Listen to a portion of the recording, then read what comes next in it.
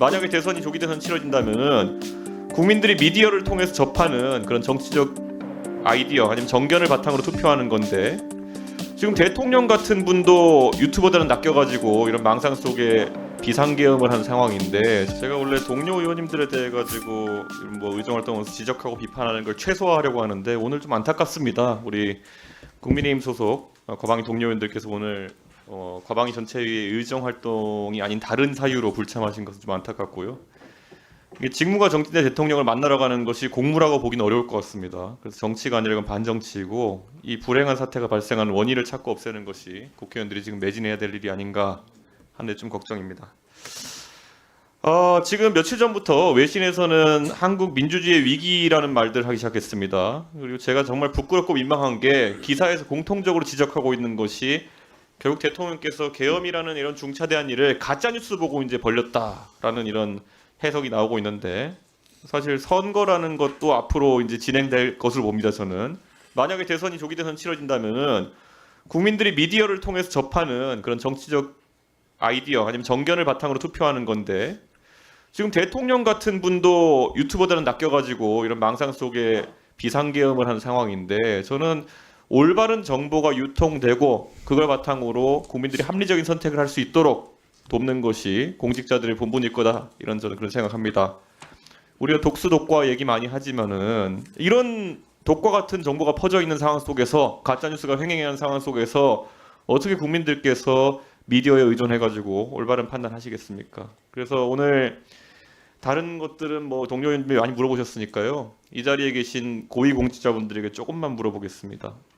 우리 과기부 장관님, 네. 예, 뭐 과기부 업무라서가 아니라요, 이 상식선에 존경받는 연구자 출신이시니까 제가 한번 여쭤보겠습니다. 사실 이 가짜 뉴스 중에 대표적인 게 이 부정선거라는 의혹 제기에 대해 가지고, 지금 2020년 총선입니다. 벌써 5년 전에 120건 정도의 선거 무효 소송이 제기됐고, 결국 법원에서는 부정선거가 아니다 판단했는데, 공교롭게도 그 선거 그리고 이번 총선에서도 장관님의 바로 아래 친동생이 공직선거에서 당선되기도 했습니다.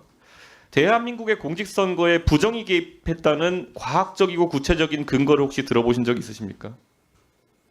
네, 일부에서는 또 그런 주장을 하는 것도 들어본 적이 있습니다. 근데 뭐 주장이야 다 할 수 있다고 좀 봅니다. 그런데 아무래도 그런 주장을 읽어보셨을 때 통계적으로나 과학적으로나 아니면 절차적으로 근거가 있다는 판단이 드시는 주장이 있었습니까? 뭐 어떤 통계 학자는 아주 유명한 분인데 또 그런 주장을 하시는 것을 제가 한번 들어본 적은 있습니다. 예, 저는 이런 주장에 대해 가지고 정말 공직자들부터 대한민국 선거 시스템, 국가 운영되는 시스템에 대해서 신뢰를 보여주지 않으시면은 국민들의 불안이 더 커질 것이다, 이렇게 봅니다. 우리가 통계를 보고 의심할 수도 있지만은 공직자라면은 공직자들이 어떻게 일을 처리하는지 그런 방식들을 알고 있다면은 불가능한 일이다라는 것을 오히려 국민들에게 정치적 유불리와 관계없이 힘을 주어 얘기할 때 이런 의혹이 근절된다, 이렇게 생각합니다. 그럼 장관님 말고요, 그럼 우리 차관님들 한번 여쭤보겠습니다. 예, 다들 여러 정권을 거쳐가지고 정권과 관계없이 이 자리까지 올려오셨을 때고, 고위공무원으로서 이창윤 차관님 혹시 부정선거가 있었다는 것에 대한 근거를 들어보신 적 있습니까? 개인적으로 근거에 대한 말씀은 들어본 적은 없습니다. 그리고 예. 저는 개인적으로는 공무원을 비롯한 전체 우리나라의 시민 의식이 투명해졌다라는 부분에 있어서는 사실 확실하게 생각을 하고 있습니다. 예, 혹시 강도현 차관님 생각 어떠십니까? 동일합니다. 예. 유광준 본부장님은요? 예, 저도 마찬가지입니다. 우리 조성훈 차장님, 역시 뭐 감사원에도 계셨으니까요. 이런 걸 봤을 때 감사나 이런 거 하면은 근거에 맞는 제보가 들어오고 하면 감사원이 다 살펴보죠. 네, 그렇습니다. 근데 지금 이렇게 법원에서도 이렇게 판단하고 감사도 여러 번 신청된 걸 알고 있는데, 아직까지 국가기관에서 공직선거에 부정이 개입됐다는 결론을 내린 바가 없습니다. 그럼 국민들이 믿어도 되는 겁니까, 이런 결론을? 뭐 정부 기관에서 그렇게 판단을 했다 그러면은 뭐 국민들께서 신뢰를 해야 하는 얘기겠습니까? 예, 그래서 오늘 제가 사실 말씀드리고 싶은 건요, 제가 최근에 기사를 하나 읽었는데 충격적이었던 게 작년 11월에 났던 기사인데, 기재부에 이제 행시 통과해가지고 3년 차 된 공무원들, 그러니까 64회 사무관들이 25명인데 그 중에 5명이 벌써 공직을 그만뒀다고 합니다. 이게 다 여기 계신 분들 보면은 38회, 뭐 37회 이렇게 분들인데 다들 그때 3년 차 정도 되면 청운의 꿈을 안고 전부 다 국가를 위해서 헌신하고 봉사하겠다는 생각으로 근무해야 될 초급 사무관들 중에서 25명 중, 그것도 기재부에 5명이 그만뒀다. 사실 이거는 공직 사회가 지금 돌아가는 것에 대해서 나중에 우리나라의 기둥이 돼야 될 전문 공무원부터 혼란스러워하는 것이 아닌가 이렇게 생각하는데요.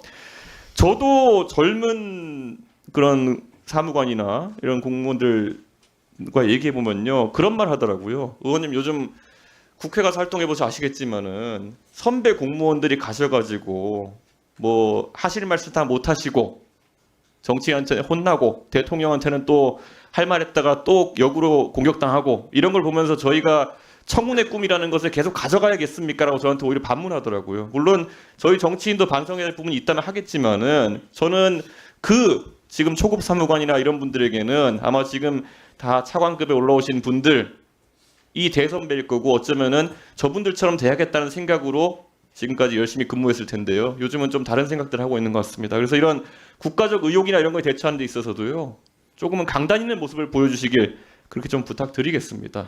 예, 이거는 제가 진짜 부탁드리는 겁니다. 왜냐하면 지금 이 대한민국 혼란이라고 하는 건요, 각자의 위치에서 각자 역할을 해야 되는 것인데요.